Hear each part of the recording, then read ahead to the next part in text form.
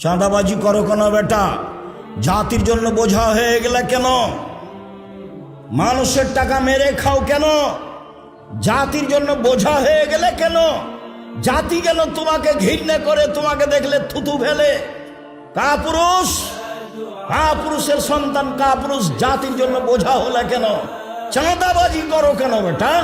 ভিক্ষে করে খাও, ভিক্ষে করে খাবা কেন? দিনমজুরি করে খাও, দিনমজুরি করে খাবা কেন? ব্যবসা করে খাও, চকলেটের ব্যবসা করো, বাদাম বিক্রির ব্যবসা করো, সারাদিনে 300 টাকা ইনকাম হবে। চাঁদাবাজি করো কেন? জুয়াচুরি করো কেন? দাগাবাজি করো কেন? মানুষের ক্ষতি করো কেন? মানুষকে জেল হাজতে দাও কেন? মানুষকে অপমান করে কেন? মানুষকে ক্ষমতা দেখাও কেন? দলীয় দাপট দেখাও কেন?